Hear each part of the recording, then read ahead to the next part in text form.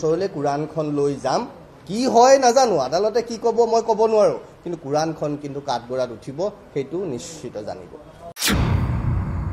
আজি য'ত য'ত মুছলমানৰ জনসংখ্যা বেছি তেনেবোৰ ঠাইত এনেকুৱা ঘটনা এটা নৈত্য নিমিত্তিক ঘটনাৰ নিচিনা হৈ গৈছে কাৰণ এই কুৰাণখনত যিখন কথা মই ইছলাম আৰু কুৰাণৰ কলংকিত কথাত লিখিছিলো কুৰাণখনত এনেকুৱা বহু ভয়ানক কথা আছে মানুহক কেনেকৈ হত্যা কৰিব অমুছলমানক কেনেকৈ মাৰিব প্ৰত্যাহ্বান ৰাখিছো ৭২ ঘণ্টাৰ কাৰণে যদি ৭২ ঘণ্টাৰ ভিতৰত তেওঁলোকে এই বিষয়ত নিজৰ স্থিতি স্পষ্ট নকৰে ৰাজহুৱাভাৱে কৰিব লাগিব মোক ব্যক্তিগতভাৱে কৰিলে নহ'ব আয়াত ১২৩ত কৈছে অবিশ্বাসী মাজত যিবিলাক তোমালোকৰ ওচৰত ৰৈছে সিহঁতৰ সৈতে যুদ্ধ কৰা আৰু নিজৰ ঠাইৰ পৰা জঞ্জালবোৰ আঁতৰাই পেলোৱা জঞ্জালবোৰ কোনবিলাক যিবিলাক অমুছলমান তেওঁবিলাক জঞ্জাল ক'ত আছে কুৰাণৰ সূৰা ৯ আয়াত ১০০ কিন্তু কথাটো হ'ল যে তেওঁলোকৰ এই ধৰ্মগ্ৰন্থখনৰ বিশুদ্ধতা প্ৰমাণ কৰিব লাগিব এটো তেওঁলোকৰ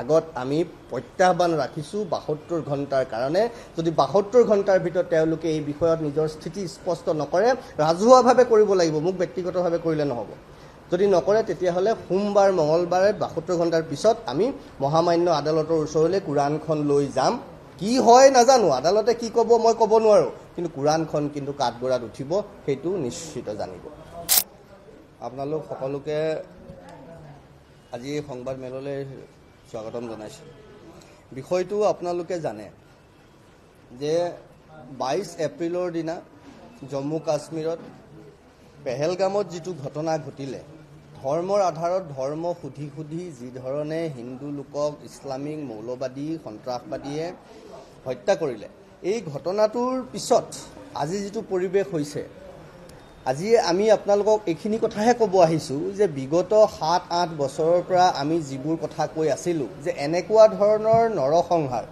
এনেকুৱা ধৰণৰ বৰ্বৰতাৰ আঁৰৰ কাৰণটো কি এই কাৰণবোৰ বিচাৰিব গৈ কেৱল জম্মু কাশ্মীৰতে যে হৈছে এনেকুৱা নহয় সমগ্ৰ বিশ্বত হৈছে গোটেই ভাৰতৰ বিভিন্ন ঠাইত হৈছে আজি য'ত য'ত মুছলমানৰ জনসংখ্যা বেছি তেনেবোৰ ঠাইত এনেকুৱা ঘটনা এটা নৈত্য নিমিত্তিক ঘটনাৰ নিচিনা হৈ গৈছে ইয়াৰ কাৰণটো কি ইয়াৰ কাৰণ বিচাৰি আমি কি পালোগৈ যেতিয়া আমি তেওঁলোকৰ এইখন পঢ়িলোঁ এইখন কি কুৰাণ শৰীফ এইখন বাংলাদেশৰ মাদ্ৰাছাত চলা এইখন তেওঁলোকৰ কুৰাণ শৰীফখন তেওঁলোকৰ ধৰ্মগ্ৰন্থখন ইয়াত কি আছে সেই চিন্তা বিচাৰিবলৈ গৈ ইছলাম আৰু কুৰাণৰ কলংকিত কথাবোৰ বুলি এই কিতাপখন মই ২০১৯ চনত লিখিছিলোঁ য'ত ৫২টা আয়াতক প্ৰশ্ন কৰা হৈছিলে এই কিতাপ কি কাৰণ এই কুৰাণখনত যিখন কথা মই ইছলাম আৰু কুৰাণৰ কলংকিত কথাত লিখিছিলোঁ কুৰাণখনত এনেকুৱা বহু ভয়ানক কথা আছে মানুহক কেনেকৈ হত্যা কৰিব অমুছলমানক কেনেকৈ মাৰিব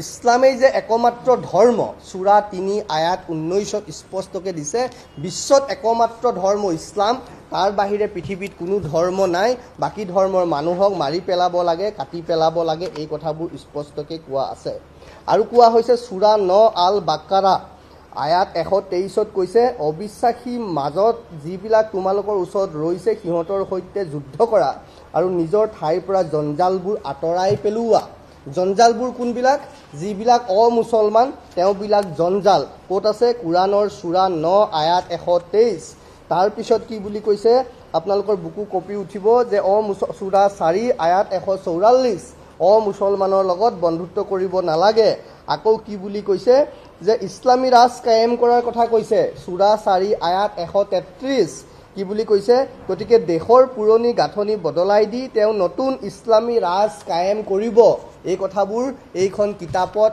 স্পষ্টকৈ লিখা আছে তাৰ পিছত আৰু ভয়ানক কথা কৈছে সূৰা ৩ আয়াত ১৯ত যে আল্লাহৰ ওচৰত একমাত্ৰ ধৰ্ম হৈছে ইছলাম আৰু যিসকলক কিতাপ দিয়া হৈছিল সেইসকলৰ মতভেদ নাই সেইবোৰৰ ব্যতিৰেক যিবিলাকৰ ওচৰত জ্ঞান দিয়াৰ পিছতো জ্ঞান নাহে তাৰ মানে কৈছে যে ইছলাম যিবিলাক নহয় তেওঁবিলাক অজ্ঞানী মূৰ্খ তেওঁলোকক হত্যা কৰিব লাগে মাৰি পেলাব লাগে এনেকুৱা অজস্ৰ কথা এই কিতাপখনত আছে কিন্তু মোৰ আজি ক'বলগীয়া কথা এইটোহে যে ইমানখিনি লিখা পঢ়াৰ পিছত শেহতীয়াকৈ একাংশ যোগ্য মুছলমান পণ্ডিতে যোগ্য মুছলমান সমাজে এইটো কথা ক'ব খুজিছে যে এই কুৰাণবিলাক হেনো ভুল। এই কোৰাণবিলাক হেনো শুদ্ধ নহয়। এই কোৰাণবিলাক যিবোৰ কোৰাণ আপুনি আজি বজাৰত পাইছে, এইবিলাক বোলে কোনোবা মৌলানা মুফতিয়ে ভুল ব্যাখ্যা কৰিছে। সেই কথা বাৰম্বাৰ আলোচনা কৰিছে। অন্যৰ নাম নল'লেও ল'ব লাগিব। লখিমপুৰৰ এজন আজহাৰী, আল আজহাৰ বিশ্ববিদ্যালয়ৰ পৰা পঢ়ি অহা মুস্তাফা কামাল আজহাৰীয়ে কথাবোৰ বাৰে কৈছে যে বজাৰত উপলব্ধ বা মোৰ হাতত থকা কোৰাণখনো হয়তো ভুল। যদি ভুল হয় কোৰাণখন, তেতিয়াহ'লে ভুল কোৰাণখন মাদ্ৰাছাত পঢ়াই থকা কিয় হৈছে?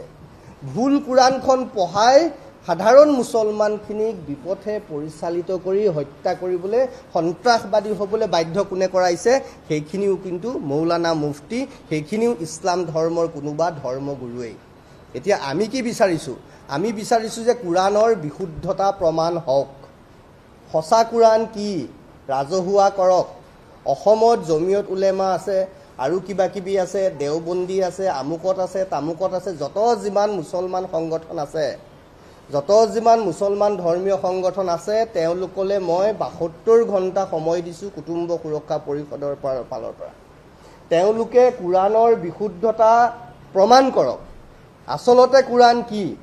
আৰু যেতিয়ালৈকে বিশুদ্ধতা প্ৰমাণ কৰিব নোৱাৰে, মাদ্ৰাছাত এই কোৰাণ, যিখন কোৰাণ ভয়ানক বুলি কৈছে, যিখন কোৰাণ একাংশ মুছলমানে ভুল বুলি কৈছে, যিবোৰ কোৰাণ, সেইবোৰ কোৰাণ বজাৰত কিন্তু উপলব্ধ হৈ আছে, সেইবোৰ অনতিপলমে বজাৰত নিষিদ্ধ কৰিব লাগে। ৭২ ঘণ্টা সময় দিছোঁ। মুছলমান সমাজে স্পষ্ট কৰক, নহ'লে ইতিমধ্যে আমি চিঠি লিখিছোঁ।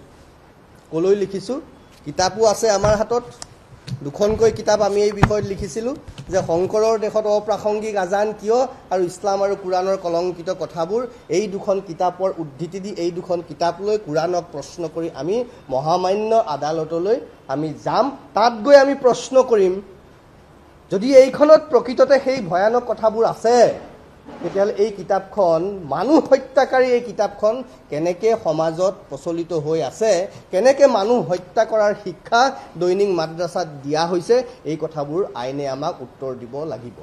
কি দিয়ে নিদিয়ে আইনে আদালতে আমি নাজানো, কিন্তু আমি সোমবাৰে ৭২, আজিৰ পৰা ৭২ ঘণ্টা দিছোঁ, সোমবাৰে বা মঙলবাৰে আমি মহামান্য আদালতত এই কিতাপ জমা দি, কোৰাণৰ কপি জমা দি আমি তেওঁলোকক এই প্ৰশ্ন কৰিম, ইয়াৰ বিশুদ্ধতা প্ৰমাণ কৰি দিব লাগিব।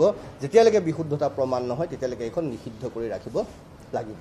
কিন্তু তাৰ মাজতে এটা কথাত আমি এপ্ৰিচিয়েট কৰিব লাগিব যে তেওঁলোকে ক'ৰবাত হয়তো একাংশ মুছলমানে উপলব্ধি কৰিব পাৰিছে নিজৰ ভুলটো, সেইকাৰণে তেওঁলোকৰ ভাষ্য আমি সলনি দেখিছোঁ।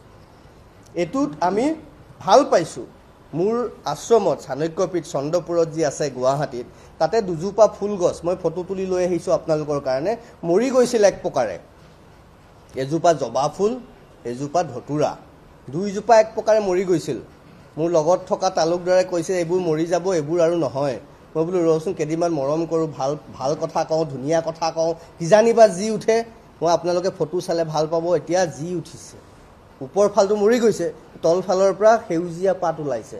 তাৰমানে মৰম কৰিলে, যত্ন কৰিলে, ভাল কথা ক'লে মৰিবলৈ ধৰা কিবা জীৱ এটাৰ পৰা আকৌ প্ৰাণ ওলাই আহিব পাৰে। মই ক'ব এইটো খুজিছোঁ যে সন্ত্ৰাস, হত্যা, হিংসা, ধৰ্ষণে লেতেৰা কৰা, নষ্ট কৰা মুছলমান সমাজখনৰ মাজতো মানুহ থকা সেই সত্তাটো যদি আকৌ এবাৰ জি উঠিব খুজিছে, তেতিয়াহ'লে আমি সেইটোক আদৰণি জনাইছোঁ। আমি তেওঁলোকৰ সেই পুনৰ্জীৱিত হ'ব খোজা সেই চিন্তাটোক যদি প্ৰকৃতাৰ্থত হৈছে, আমি তেওঁলোকক সেইটোত ৱেলকাম কৰিছোঁ, আমি তেওঁলোকক সহযোগ কৰিবলৈ প্ৰস্তুত হৈ আছোঁ।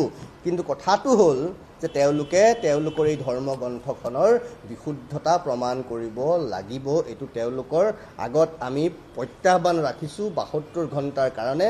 যদি ৭২ ঘণ্টাৰ ভিতৰত তেওঁলোকে এই বিষয়ত নিজৰ স্থিতি স্পষ্ট নকৰে, ৰাজহুৱাভাৱে কৰিব লাগিব, মোক ব্যক্তিগতভাৱে কৰিলে নহ'ব। যদি নকৰে, তেতিয়াহ'লে সোমবাৰ মঙলবাৰে ৭২ ঘণ্টাৰ পিছত আমি মহামান্য আদালতৰ ওচৰলৈ কোৰাণখন লৈ যাম। কি হয় নাজানো, আদালতে কি ক'ব মই ক'ব নোৱাৰোঁ, কিন্তু কোৰাণখন কিন্তু কাঠগড়াত উঠিব, সেইটো নিশ্চিত জানিব।